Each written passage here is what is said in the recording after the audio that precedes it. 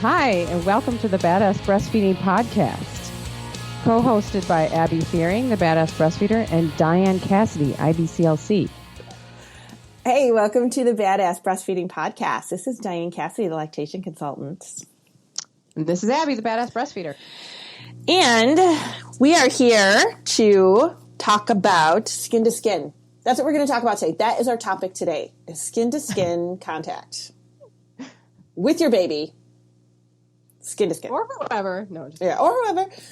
But that's a good point, though, like the or whoever piece, because if we, like the whole skin to skin thing, when my babies were born, like that wasn't a thing. Nobody said, put your baby skin to skin, blah, blah, blah. This is really something that's just kind of coming around over the last several years. And, but if you think about it, like you feel so connected to the person you love when you are just skin to skin with them. Well, yeah, exactly. I mean, it's really the same thing, right? I mean, it's the same thing as having like skin-to-skin contact with a partner. I mean, it's the same, rush of oxytocin. It's the intimacy. And like the whole, it. And all of the same things are happening in your brain. Mm-hmm. They're happening with your baby too. And when that happens with your baby, I mean, that stimulates so much growth, like in their brain and in their bodies. And I think that's what people kind of figured out, that's where they're supposed to be. Yeah. Right there. Yeah. They are supposed to be right there. So I know that like in different places around the world, like everybody does things differently. And I was at a school or something years ago. It had to have been like probably 8 or 10 years ago. And there was a woman there from the Midwest who was talking about doing skin to skin in the OR after C-sections. And I was like, that is mind-blowing. This is crazy. And we just started doing that here. And that was like 10 years ago, So I know that like around the world, things are different. And everybody kind of, we might even be thinking, everybody's doing skin to skin, but maybe everybody's not doing it. Or maybe they don't realize how important it really is and the benefits you get from it. Right, exactly. There's probably some countries that are like, way to finally make it to the... Way to finally make it, America. I know. Like, yeah, I think this probably like in, kind of more less before like, modern days, it was more just like an unspoken thing. Mm-hmm. You didn't have to have all the scientific studies on skin to skin because that's where the baby was. Right. The baby was on the mom's chest, strapped to the mom's chest. That's just where the baby was. So a couple of important things to remember with skin to skin, because I think people have the wrong idea. Now, when you are truly skin to skin with your baby, they should have nothing but a diaper on. And you should have nothing from the waist up. Mm-hmm. Your baby is not going to be cold. And everybody's always afraid their baby's going to be cold. They're not going to be cold. Well, we can also just put a blanket or a wrap on. Put a blanket on you or whatever. Put them in the Moby or whatever. Like, that's a perfect.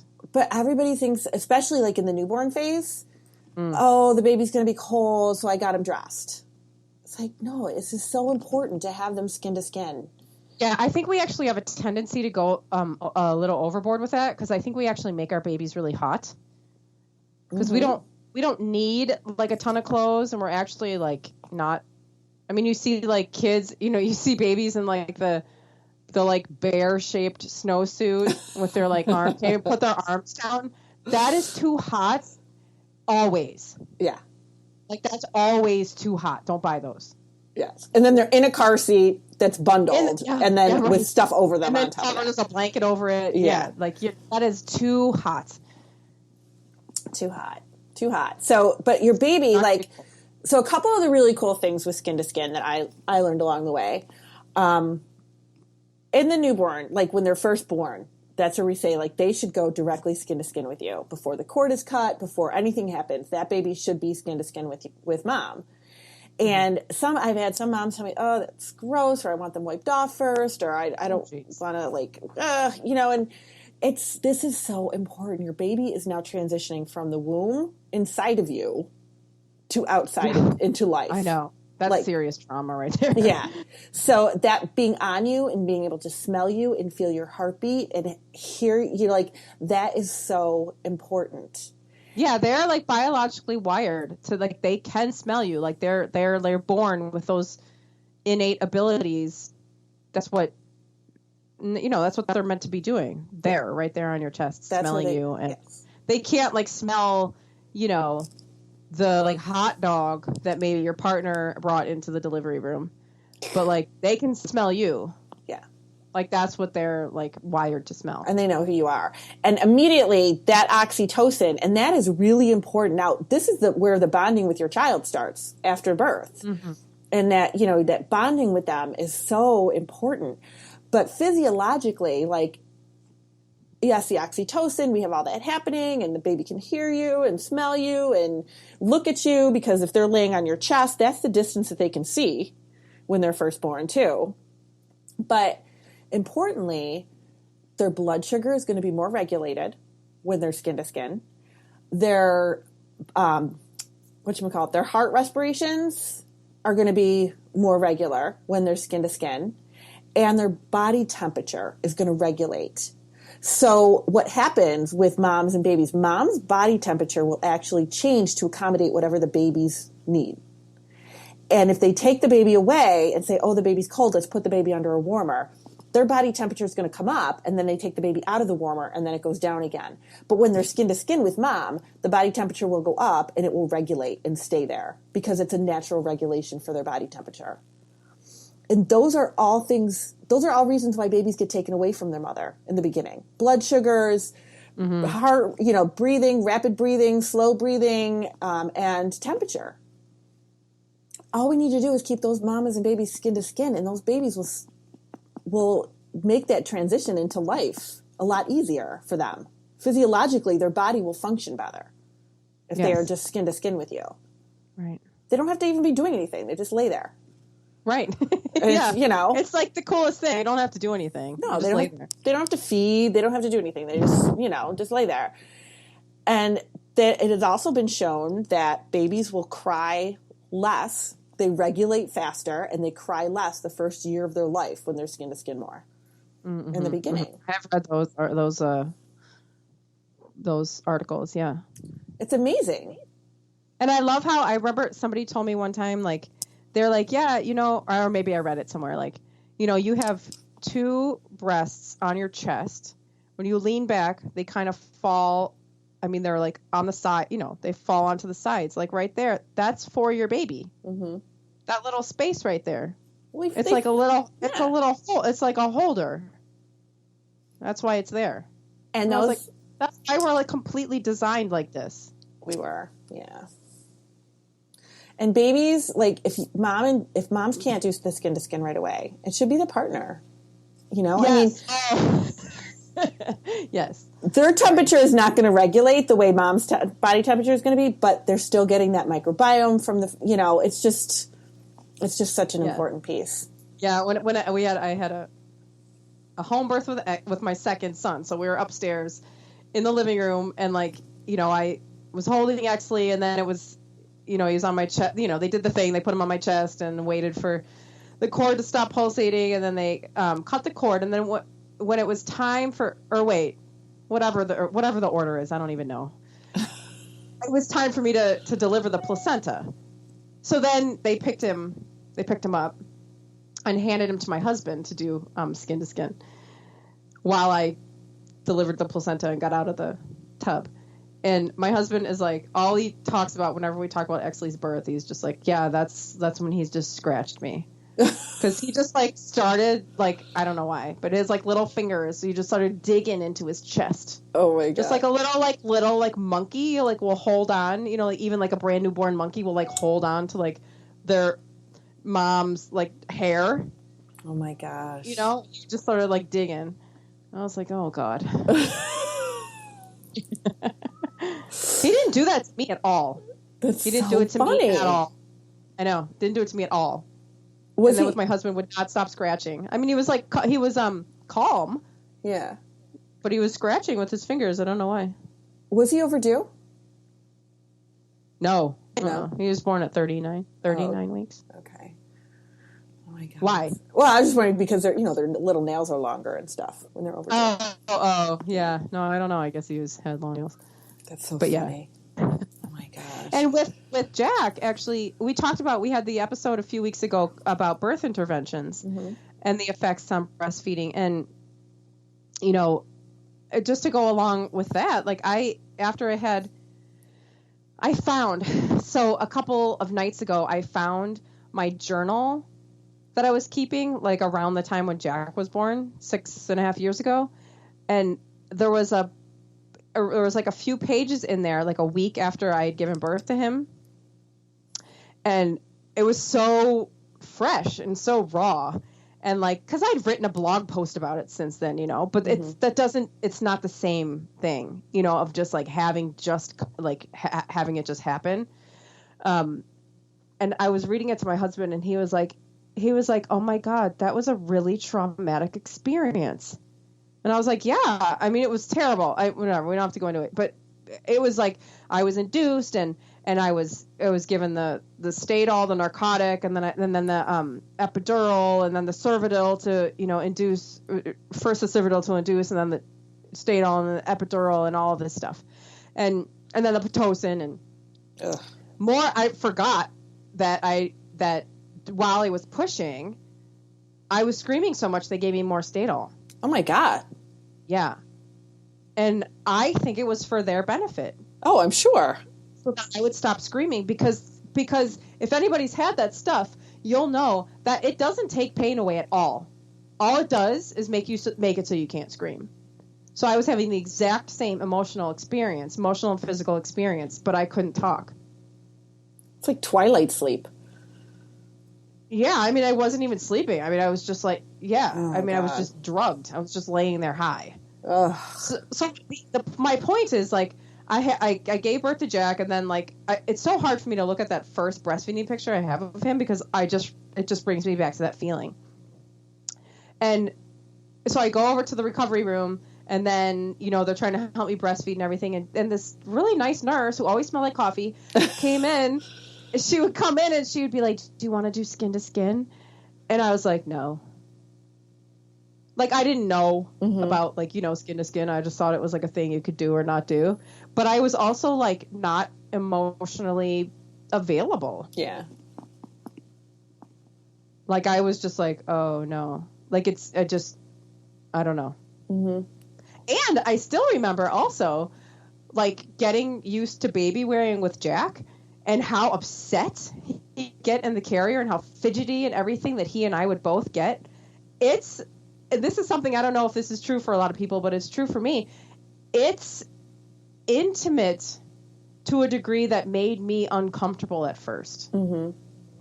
Like, it's intimacy that, like, I had really never experienced that level of intimacy with a human being. And it was like, whoa. Yeah. I'm going to put you down now. Yeah. Like, and I would put him in the carrier and, like, we would be chest to chest. And I would be like, oh, he's just freaking out. He's this. And I had to, like, which is parenting is so annoying because it always comes back to what you're doing. And I had to finally just be like, I'm uncomfortable with this. Like, this is really, like, a deep level of intimacy that I think I'm discovering some intimacy issues with myself. Yeah.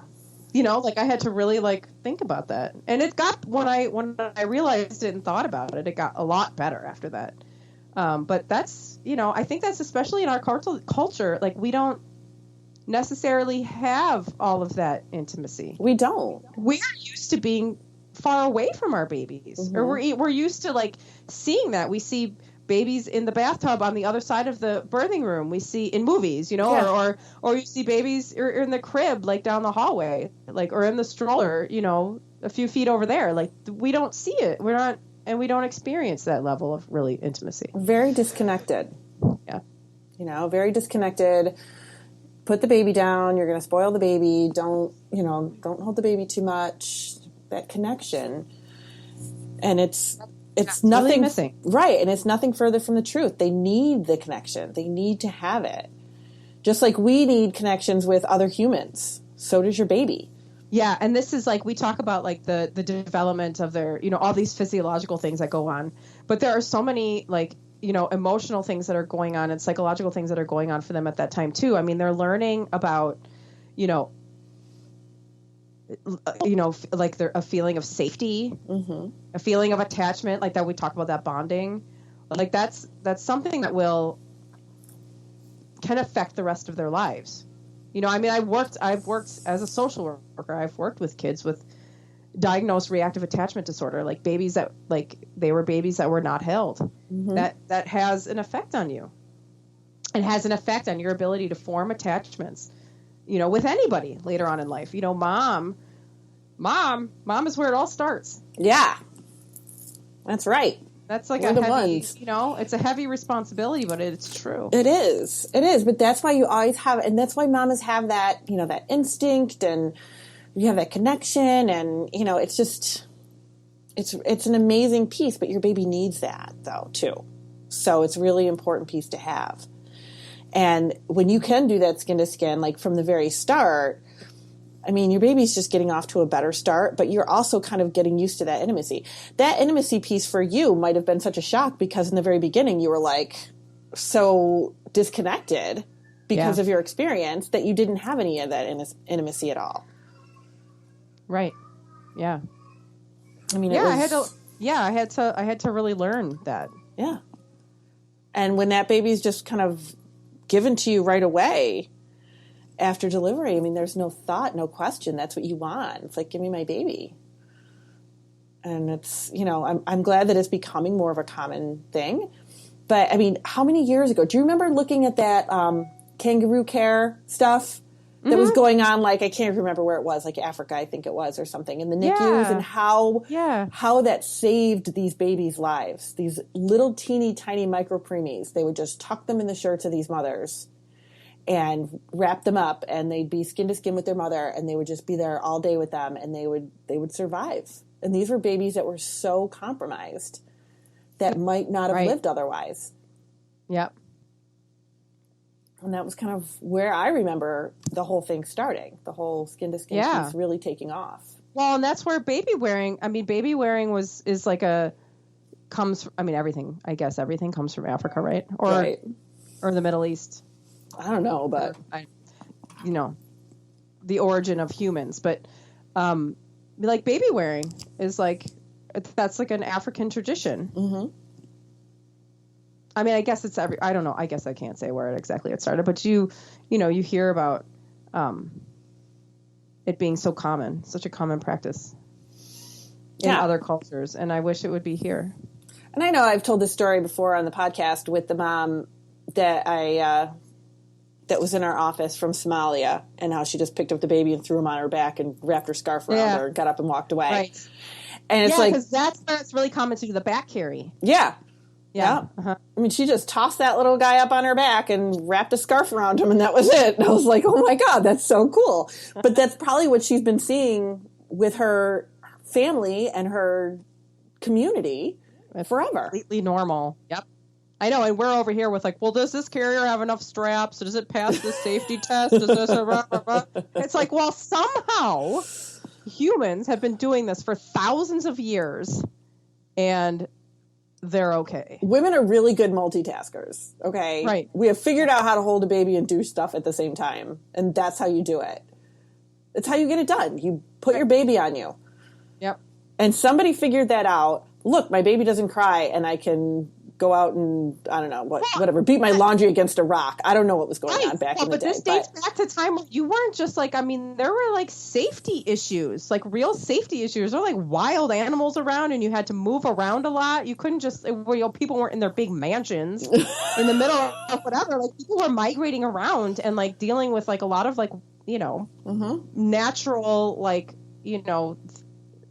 a lot of things in nature, and you have to just be able to go, and you can't just be like, oh, a baby's going to crawl around over there like 200 feet away. Like, that was not safe. No.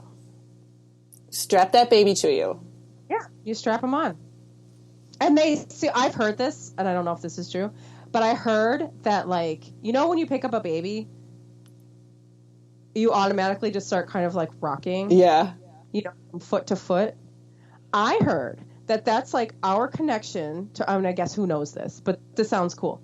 But is our connection to like our ancient ancestors and when they would be walking to safety. Really? When they would be like, okay, we're no longer like safe in this area, so we're all going to pick up, we'd wear the babies and all that, and then you would just start walking to like wherever there was more food and safety. And so that was like a sense of like that what we get now is like this is like our feeling of like how you feel safe or make a baby feel safe or whatever. I don't know. I thought that was pretty cool. That is whether cool. It's true or not. Well, we all do that though. Everybody does it. It doesn't even matter if you have a baby or not. I know. If you're just like a person who is picking up someone else's baby, you're going to do that. Your body has a reaction to holding a baby. And it's always the same one for all people. Yeah. You do the mom rock. That's what I used to call it. Yeah. Yeah, it's cool. It is. It's really cool. But, I mean, the skin-to-skin piece, like, it's not even just for in the hospital. It's for when you're home. And it doesn't just have to be for infants either. No. No, not at all. I mean, like whenever my kids are sick, we take our shirts off and then we'll lay on the recliner together. Well, it's a great cuddle time. Yeah. And the oxytocin and all of that. It's just an amazing piece. And it always made me a little sad when I worked in the hospital and we'd have moms, whatever, first day postpartum or, we would encourage the skin to skin, especially if the babies weren't breastfeeding well. It can increase your milk supply. Oh, it can increase, it can very important help babies regulate and coordinate and be ready to feed. So if babies weren't feeding well, we would want them tucked in skin to skin. And sometimes they'd be like, oh, but I'm expecting company, so I can't do that right now. Put on a wrap.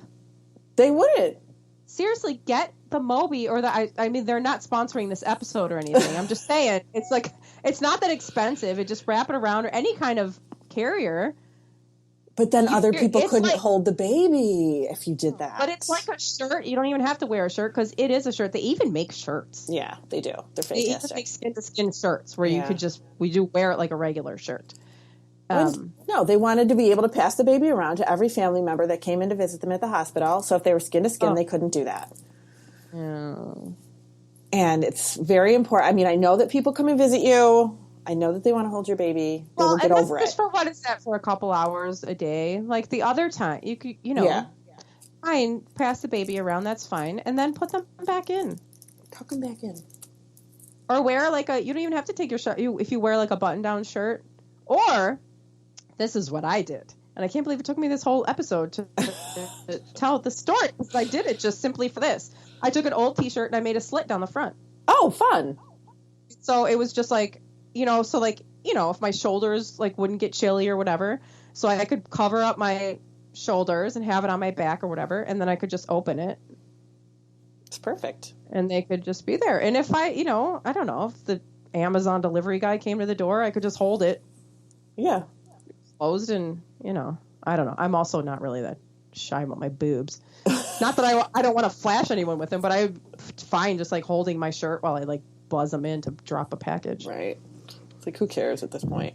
But, yeah, whatever. But I would always tell people, like after bath time is a great time to do skin to skin. Or in the bath. Or in the bath. Yeah. You take a bath with your baby. That's nice too, yeah. Mm-hmm. Absolutely. Yeah, if you haven't done that yet, do it. Yeah, I can't. Yeah. I can, I guess I could still do it, but they don't care that much anymore. Well, it would be creepy with mine. But it's not, Yeah, yours are almost grown up, so yeah. Yeah, it would be creepy. They'd be like, Mom, what are you doing? Yeah, that's not. Yeah, at some point there is a cutoff for skin to skin. Well, there's not a cutoff for skin to skin. You just do it differently now. Yeah, absolutely. Still touch them and, right. hug them. To their dismay. Yes. I was going to say they probably don't like it, but... I only have one that really tries to get away from me, actively tries to get away from me. But yeah, so the skin to skin piece, definitely. So if you're if you're a brand new mom, keep doing it. If you're, a couple months in and you're like, oh, that was when you're newborn, no, keep doing it.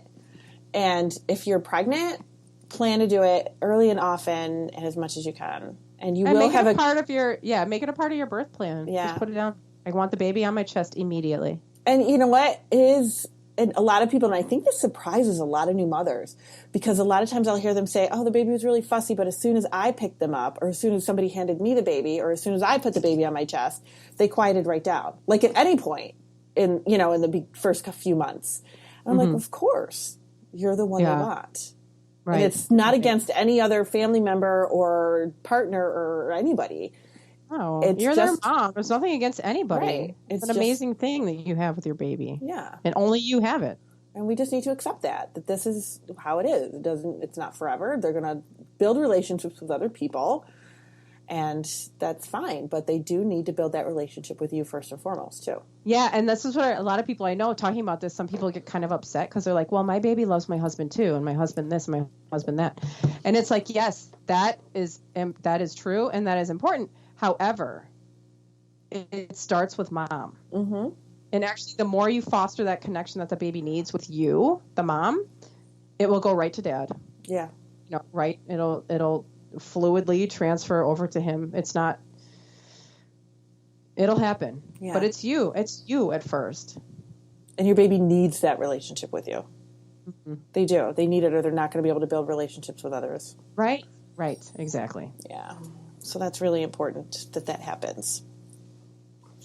So, any other thoughts on skin to skin from you? I got peed on one time. Oh my God. Did you?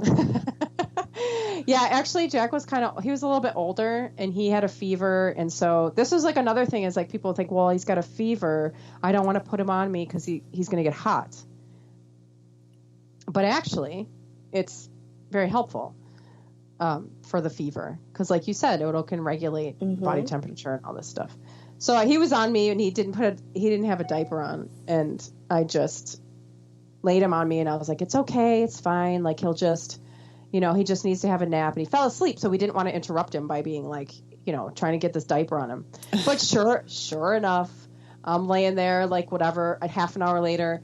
And I just had this sensation. I sat up real quick, and I was like, "What's happening to my body?"